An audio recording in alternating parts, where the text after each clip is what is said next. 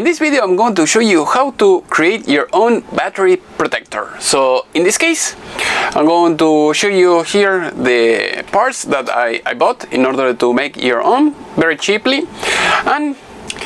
or very economically. So, and I'm going to teach you in the whiteboard how to make it work, because sometimes you're going to see all this and you're going to think, oh, what is all those parts? It's too complicated. No, it's very easy. So I'm going to show you step by step how it works, and after that I'm going to tell you in the whiteboard, so that way you understand a little bit better. So in this case I have a battery. As you can see here, I have a VMAX, and this battery is very good. Is usually for solar systems, so hopefully you can see it here. But the problem with this type of batteries, or indeed is with any battery, is if you discharge it all the way or less than 10 volts, you're going to damage it. So in order to avoid that, we are going to build this.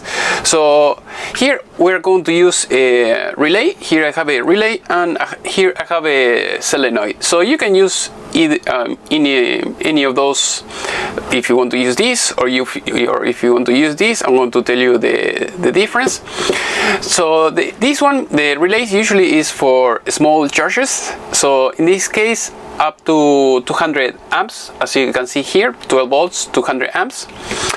And in this case, I have this one that I think is 12 volts, 400 amps, so it's double of the capacity. So if you have a lot of if your load is very big, you want to use something like this.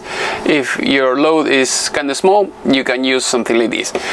Either way, if you search for something like that, make sure that it's for constant use, because if you're using something that is for, you know, an eventual use, and you have it, you know, running 24/7, the life expectancy will be very short, or it will die very quickly. So in this case, it doesn't matter if you use this or if you use this. The diagram is going to be the same. Basically, the little connectors that you see here, you're going to connect the positive and negative, or negative and positive. It doesn't matter, you can use it in any way, because it's an electro magnet that you have inside.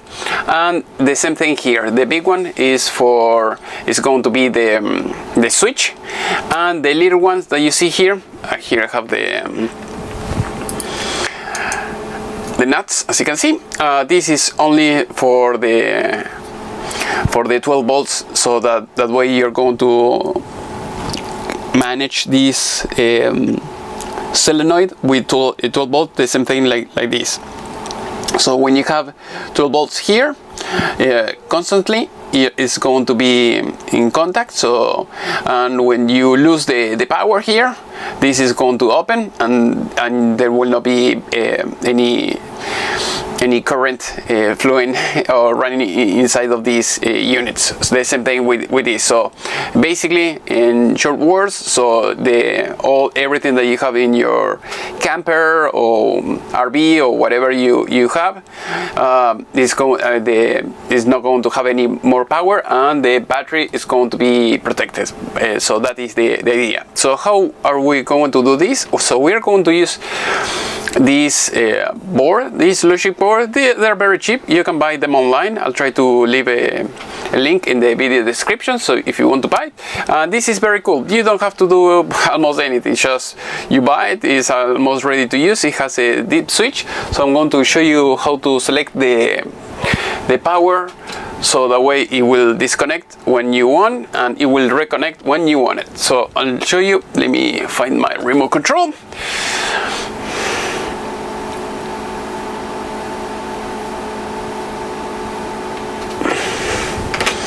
Alright, as you can see here, we have the on, we have the on and off. So we have on, off.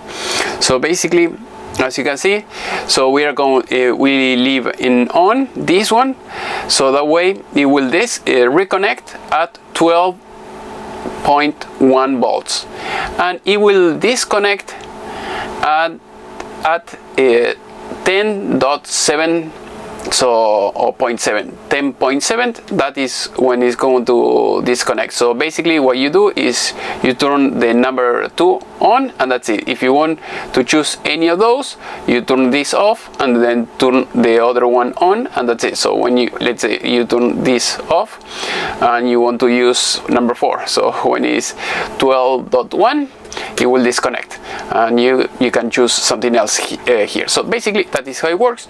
This is the 200 amps, in case if you didn't see it, because we didn't have the zoom. And here I think there you go, 12 volts, 400 amps.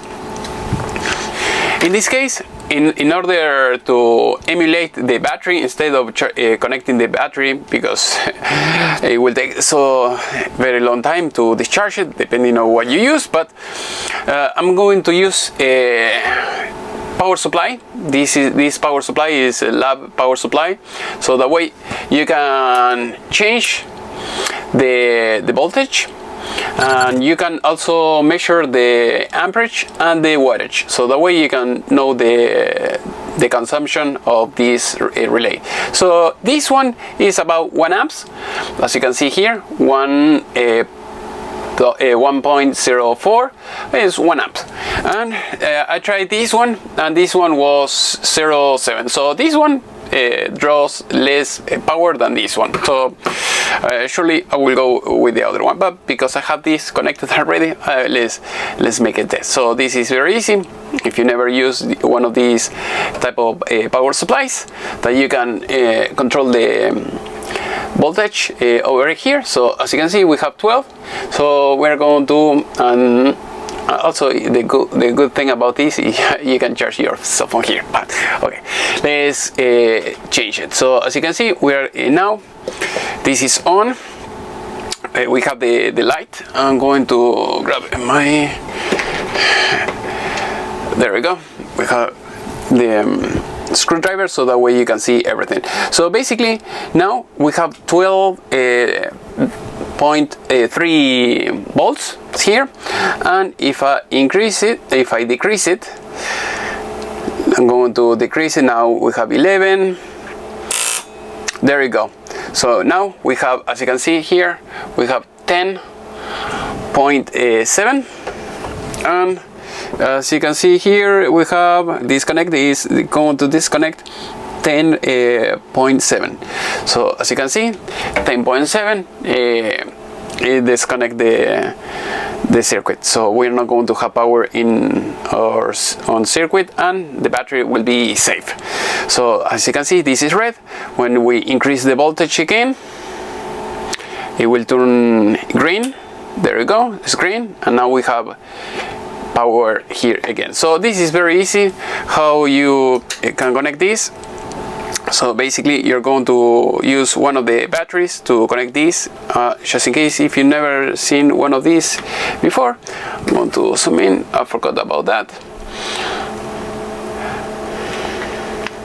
Alright, as you can see here, we are going to connect the battery, and here you're going to connect the load. So basically you're going to connect this in parallel with the battery, and here the load will go directly to this. So as you can see here, we have the cable coming out from this place. We're going to put it here, and in the main circuit we are going to put this, so that way if something happens, like I said before, the battery drops in voltage or anything like that, this will disconnect and everything will be safe.